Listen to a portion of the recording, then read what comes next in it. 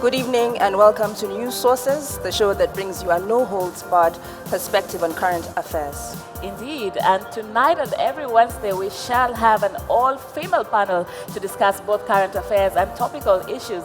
Yes, ladies and gentlemen, we are moving away from the famous, or is it infamous, Manuals. And on this debut show, we are joined by Njeri Thorne and Faith Rono. Right, News Sources begins now, but first the highlights of the show. I call them internet idlers. So I will certainly not have any time for responding to internet idlers. So this being an internal matter, we are very appreciative of the party leader for the time he has taken with us. We have looked at the various issues of the party. The main perpetrators of dangerous speech online are not anonymous Kenyan bloggers hiding behind their computers. It's usually very prominent people.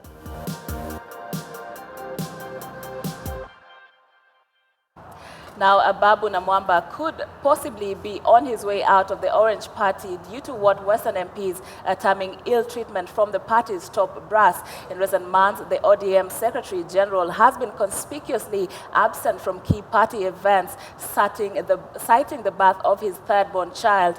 Does the Budalangi Member of Parliament have a point? That when a member has a view, you start calling them moles. Or when members engage other Kenyans, you call them moles. I call them internet idlers. So I will certainly not have any time for responding to internet idlers and cyber loafers who have absolutely no idea or no knowledge of what they're talking about. Right, and that's where we begin our discussion tonight, ladies.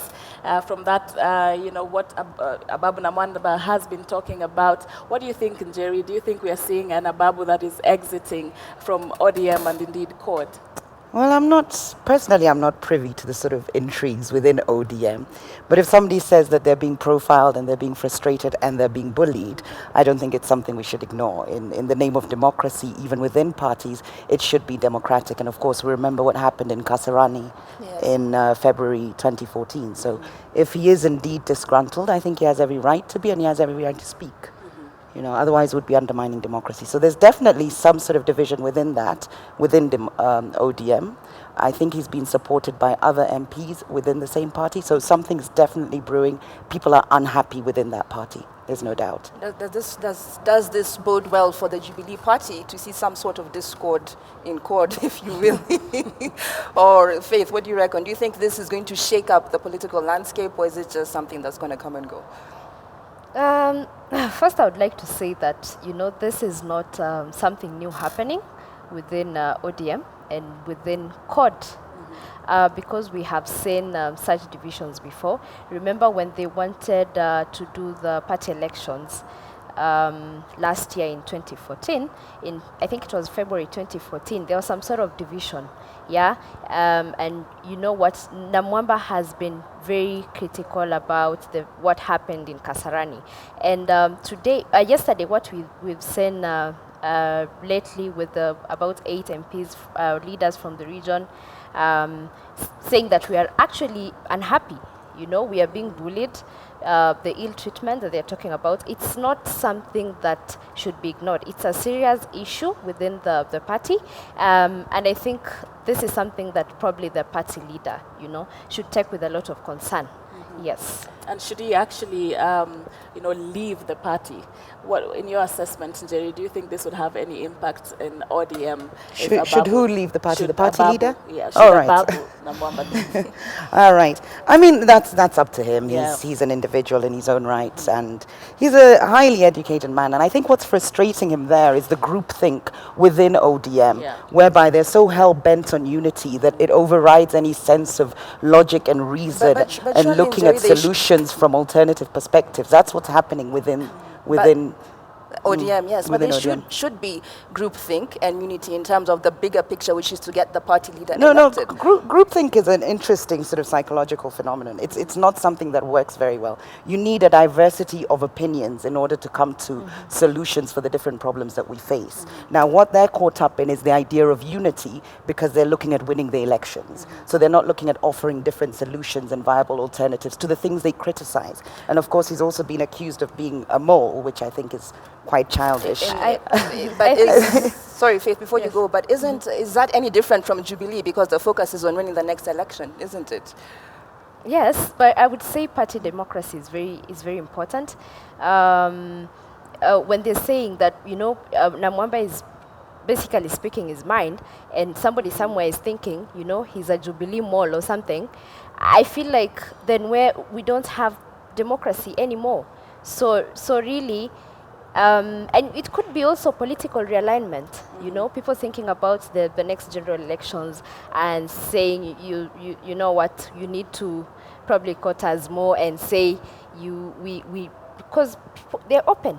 They could join Jubilee, they could join any other party, and Western is a very critical place because you remember Musalia Mudavadi, at some stage mentioned some time back that we need a leader for this region. This region has never had a leader, yeah? And when we see such divisions, it's very unfortunate. I think they are being sidelined. I mean, there's activities that are going on within their constituencies where they're not being invited to. Right. These are elected leaders. Yes. The legitimacy comes from the people. That's what democracy is about. They're elected, so they can't be sidelined. You're undermining democracy when you do And that. Julie, I think this really is because in 2008, when there was that power sharing deal, and Yes. Ababu really stood up to say that, I swear allegiance to Raila Odinga, the party leader, and, and to ODM. So he was really someone that was sold to the party. So in that sense of having that kind of passion for the party, do you think it's a loss for the party, or?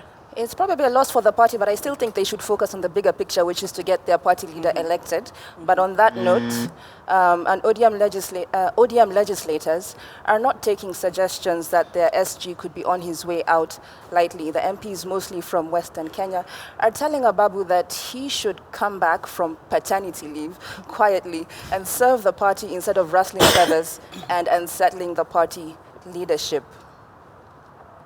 ODM as a party, it's a national party, and it's a strong party, and will continue to be a strong party. We are committed to it. From here, we should be able to conduct our party affairs amicably, confidently, and in a sustainable manner. So I take exception to them telling him that he's been on paternity leave, so now come back kind of from the baby and do what you're supposed to do. And it kind of brings back what Atwoli was saying about him being a secretary general and yet he's home taking care of the baby, which I guess technically is true. But the children are like, the family is the microcosm of society, so he was clearly he was building the nation essentially. But what do you guys think about their response to him saying he might leave the party? Faith? Issues to do with paternity, really. I mean, for me, it's very important. Personally, I think that Ababu Namwamba showed that, he's a gentleman. And he was just performing his duties as a father, yeah? But again, the fact that he's been missing from this key events for the party, really as a SG as a Secretary General for the party, probably raises questions and concerns for the party, and I don't think there's anything wrong for the party leaders to question as to why he's been missing, yeah, because these are very key events. Remember the push for a referendum, the Okoa Kenya. Remember the anti-IEBC. He's been missing, so. That is why people True, Sharon. Yeah, So well, really, Ababu has shown himself to be a family man. I mean, he's not shied away from, just showing pictures of him and his family, his wife. So that is very clear that he's shown, I'm not going to hide away from the fact that I love my family. But I mean, this is just one incident. The anti-IEBC protest is one incident. The key was when, as Faith says, when Raila was coming back from the US, he was also absent. So I think it's just a series of events that clearly show that he has been disgruntled. His faith in the party has not been as strong. Has and been diminishing, Yeah, right. yeah. And this goes back to the party elections that they had in 2014, 14, I really. think it was, yes. Yeah. So, Njeri, is it paternity leave or is he plotting to leave? Which one? What do you think is happening? I mean, he's here? clearly aggrieved. There's no doubt about that. And I'm sure he was on paternity leave. If he's recently had a baby, he's entitled to, take some time off and spend time with his newborn. Yes. I think what's important is that we realize, what I'm beginning to think is his ideologies are different, because this is not one of those things where you're being asked to toe the party line. There's no ideology. It's not left wing or right wing, and he's going, he's sort of stepping over the mark. Yes. I think what's happening is he's got a sense of what I would call co-petition. So he likes to cooperate and compete. He has been very critical of the government, but he has also cooperated with them for the greater good of the people. And I think this is what he's being accused of when he's being told he's working too closely or he's a mole. But this is the very politics we need, where you can criticize, because we do need an opposition that, puts the government to task and, points out any sort of pitfalls and so on. But the idea of cooperation is great as well. And I think he exemplifies this, where he is doing co-petition. It's done in businesses where you compete, but And you also cooperate at the same cooperate time. for a mutually beneficial But consequence. is that and I possible think in- he's exhibiting this. Is that possible in Kenyan politics, where the contest is so sharp, the competition is so tight? Say it again? Well, That one cooperation and co-opetition, competition, or is yes. it just purely just naked ambition, faith? Is he just thinking about In a where good he wants to democracy, be? it should be possible. Yeah. I think the people frustrating this are his party, because he shouldn't be ostracized Right. by his party. it He's clearly should- an asset as yeah. well. They want him. And really, So- Ababu has really shown himself to be an independent mind. Definitely. Yes. And I think what critics are showing here is that this is not the kind of space that is allowed in CORD, maybe, and perhaps he's feeling out of place because of this. We need to move on, really, in this country in terms of politics, because if I'm speaking my mind, it's democracy.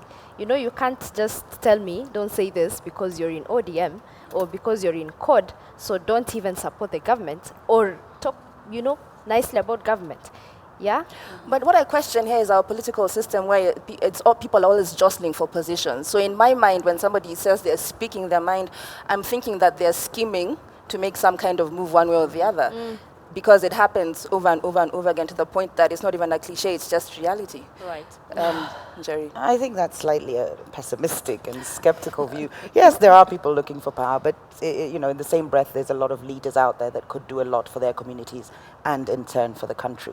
So somebody speaking their mind out, I wouldn't say is necessarily scheming. He feels frustrated. He feels, he's being profiled. He used the word bullying, which is completely in keeping with CORD, with their men in black and so on. So I'm not surprised at all. Surely, Yeah. Jerry, I know that there's a happens school of across the thought board. that Just because he's There's no men in Right. black in Jubilee, I'll tell you that. Men in blue, perhaps?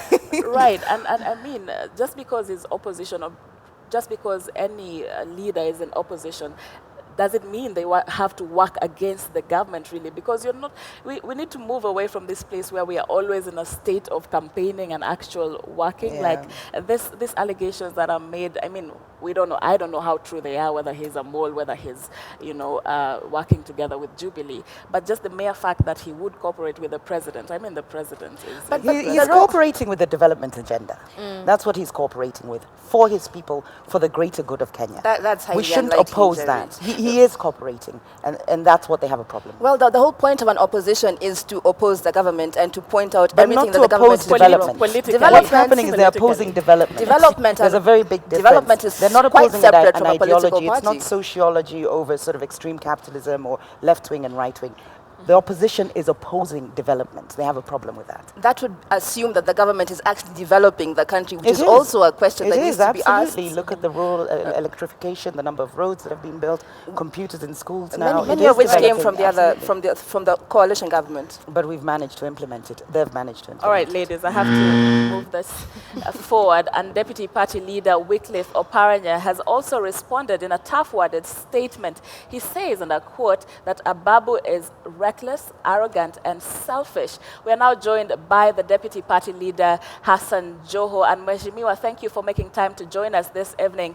And during that ODM elections in 2014, Ababu Namwamba was your running mate as you were running for the party leader position, and you got were nominated for the Deputy Party Leader. Are you experiencing the same difficulties that Ababu says he is working in the party now? In the same team with Ababu, believing that we wanted to bring in fresh ideology in the party. So therefore, I happen to consult widely within the party hierarchy. I work very closely with the party leader. I work very, very closely with my colleague Oparanya and very many others that are within the party structures. So the party is working, and I really don't understand where my brother Ababu has come with all these allegations from. So do you think there's no truth in your opinion that he and among other MPs from the Western region are being, sidelined? You see, the engine of a political party actually lies in the Secretary General's office. So to me, it doesn't make sense when the Secretary General of a party can say that he has been sidelined. Well, and we know it very well that he really is the driver of the party. And therefore, for me, really, that doesn't make any sense. Probably there could be other stories around whatever the conversation on isolation comes from Ababu, but I don't think it is a sincere statement. I don't at all. Do you think this is an exit strategy for Ababu? It could, because let me say this. We've had series of activities from sabbatical when the party leader came back from his sabbatical leave. Remember when Baba, you were away, Ababu never took an active role. We have had this engagement on IEBC. Ababu was gone missing. We have had several engagements at party level, at the coalition level, that Ababu hasn't fully participated in it. And therefore, I don't know what really is driving my brother Ababu towards the allegation that it's been isolated. I just don't understand. And would his exit, should it come to it, dent the party? Well, I think, first of all, the allegiance that we enjoy, or the support that we enjoy from the Western Kenya is directly towards the party and the party leader. And therefore, I don't see if they want to exit, really the democracy of our country allows people to make choices. And therefore, if they think that it is time for exit, it's a decision that, they can take. For us, we would try to bring everybody on board. We'll try to keep those that are within the party now, and even reach out to other members of other political parties to try and get them to join the ODM party. But you know what? If they decide that leaving is, we know some of them have been dancing very closely with the Jubilee coalition. So maybe this really could be the exit strategy. But it's up to them, really. For us, we will forge on, we'll continue with what we believe in, and unite the others, the larger Western Kenya bloc. I must say, we have a very solid leadership. My colleague, the other deputy party leader, is very solid in the party. Last weekend, we had a very successful engagement with the young people across the western counties together with the party leader. So therefore, the party, in my opinion, in Western Kenya will remain vibrant as it stands today, with or without my brother Ababu. Mr. Joho, Julie Masiga here. Yes. Indeed, yourself and Mr. Namwamba came in through a very unusual nomination process, and it's clear he's been a bit unhappy right from the beginning. Right now, he's saying he feels bullied. Is he justified to feel that he's actually been pushed to the side and people are being foisted, perhaps, on the party? Hello? Hello, can you hear me? No, I can't. You can? No, I can't, yes. I'm saying yourself and Mr. Namwamba came in a very unusual way. The nomination process was a bit controversial, and he's been uneasy with that from the beginning and feeling like he's been sidelined and bullied. Don't you think he's justified in feeling that he's not being allowed to fully take on the role of Secretary General? Nothing comes easy, my dear sister. And I think you can term it unusual, but it's part of democracy. We tried to come together at that time so that we could democratically win elective position in ODM structures. But then whatever happened did happen. We took the other route where we went and built around consensus on what is given to who. And from that point, I have been the deputy party leader. And I've enjoyed the position because it gives me room to engage with my party leader all the time. We consult very closely. I am able to work with the executive director of the party at the headquarters and many other branches. I have visited so many counties discussing issues to do with the party, with the ODM party. And therefore, you see nothing that stops Ababu from really working for the party. You say you've been sidelined. How do you sideline a secretary general of a party? And well, we know really he is the core of whatever functions that are undertaken by the party. For me, really, it could be something else that probably we can't see now. One of it, probably an exit strategy, but really, there's nothing like sidelining Ababu Namwamba. Yeah. I have a question for you, Honorable Joho. Don't you think this thing, the issue of Ababu, is actually bigger than Ababu? Because when we have about 8 leaders from the region complaining, surely there must be an issue. And then again, maybe you can address the issue of, the leaders complaining that there have actually events have been happening in the region and they're not informed, in their backyard, and nobody's telling them that we have this event or we have this meeting, and their party, their party officials. Could you respond to that? Well, I can tell you the 8 legislators that you are talking about from Western Kenya are not any different from the MPs that we are talking about here in the coastal region. And I can tell you the perfect example is when they were very loud on their exit and having moved closer to the Jubilee coalition.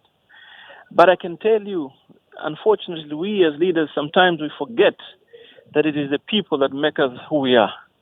And therefore, I see Western Kenya just like the Coast Province. And I want to pick Malindi by-election and the results as a matter of what is really a reflection of the ground. And therefore, we as leaders can say whatever we want, but it is the people that matter. So I know Western Kenya, we could say the leaders, but the leaders really connected to the people. Is what they're saying, could it be the wishes of the people, or is it just what pleases them? So for me, I think Western Kenya is not any different from the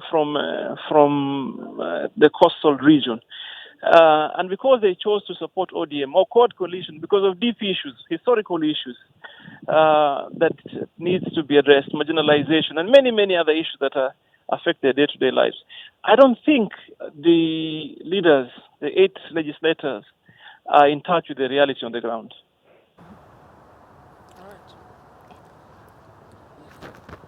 Thank you so much, Mr. Joho, for joining us. Thank you very much. Well, tonight we're asking on our Twitter poll question, will an Ababu Namwamba exit dent the opposition's chances of forming the next government? Will an Ababu Namwamba exit dent the opposition's chances of forming the next government? You can reach us on Facebook and Twitter at Julie Masiga, at Sharon_Momanyi, at KTN News, and #NewsSources. Moving on.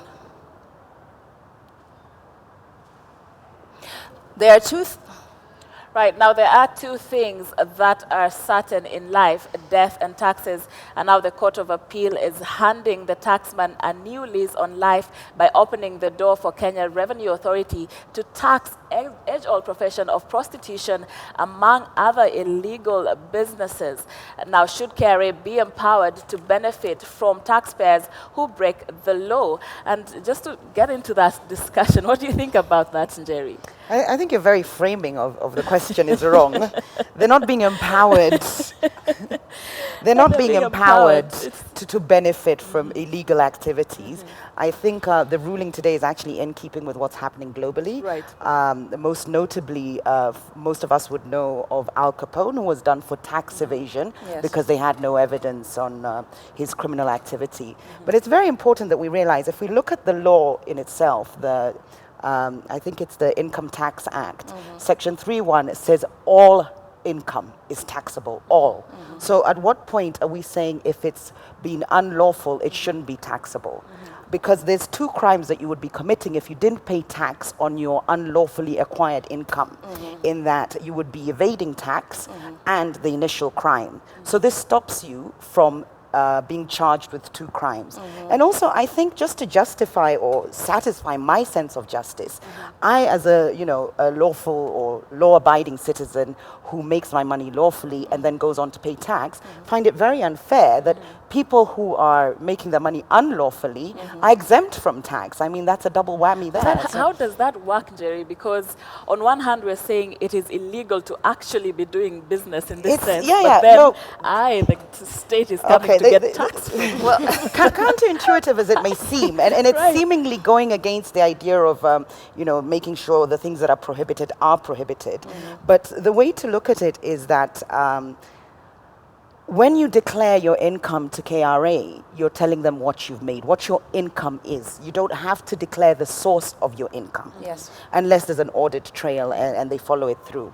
Now, KRA is not obliged to interact with any other security agencies to then give information on criminal activity. Ordinarily, you wouldn't incriminate yourself. You wouldn't say where the money's come from. You just give your income. Yes. And if any other security agencies wanted to get information from KRA, they would have to get a court order. And you find a lot of criminals, believe it or not, will actually use attorneys if they're willing to pay their taxes. I'm talking about more from abroad, just so that they're not hit with that double charge of tax evasion as well. And also, I think it's a very important ruling, because the ramifications of tax evasion stretch much wider in a society than those of an initial crime, in that if you're removing the government's financial resources, for them to be able to eradicate poverty and so on, that sort of speaks much wider than the initial crime. This is so true, I really agree with this ruling. I'm excited about it. Just to interject, though, but there is a precedent that's been set in common law that you cannot benefit from an illegality, which is why before they wouldn't tax illegal activities if they figured out that you're doing something wrong, because they'll be benefiting from your breaking the law. But with this particular case, they established that even if in the actual case a foreigner was being asked to pay tax, but he was not legally in Kenya, so KRA could not claim from him. In the first instance, the court said, yes, you can't benefit from an illegality. In the second instance, the Court of Appeal, they said, well, yes, you can. So they've opened the door to all sorts of illegal businesses, because before they could not benefit from somebody actually breaking the law. I think the way you're framing it of benefiting from, it's actually because they benefit from me, then they should benefit from all income. They should, I think the framing of it is a legal precedent. It says you cannot benefit generally anyhow. Because this person, whether they're a criminal or not, and also I think we should look at discussing the difference between illegal and unlawful. Semantics, but I think one is unauthorized by the law and the other is actually forbidden by the law. Which one is I don't know. unauthorized? Illegal is forbidden by the law. Unauthorized is unlawful. Unlawful is against the law, therefore it is illegal. But I get, those are semantics, and these things will come out in statutory interpretation. Because when you think about drug abuse, for instance, because if you which is drug illegal. trafficking, you're telling me you will tax me because they will sell go after drugs. all income, no matter where it came. Actively seek out the income that they know is being made from illegal activities, So whereas before they were not. Where do we draw the line between illegal, unlawful? I think we I start think from those are outright minor crimes. nuances. Yeah. I think the main thing is that any income you make should be taxable, because as you're making it, you're still using the roads, you're still being protected by the police, you're still using resources that are needed, that the taxes are paying for. Including burglary?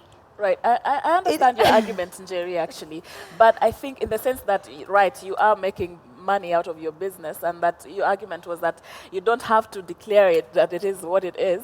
You don't. You just have to declare your income. You can say miscellaneous. You do not have to declare the revenue stream, generally speaking. Have a whole But household of it's very black important Hold that your thoughts, this girls. could Hold your open- thoughts no, because we no. have to go for If a break this- right now. So, unfortunately, ruling- it's illegal to continue with Because this what they were conversation doing at is this using point it in as time. a defense. They were using the unlawfulness as a defense not to pay tax. Okay, hold that which is thought, Jerry. dangerous. Because right now we. giving loopholes for illegal businesses to trade. No, absolutely not. They're trading anyway.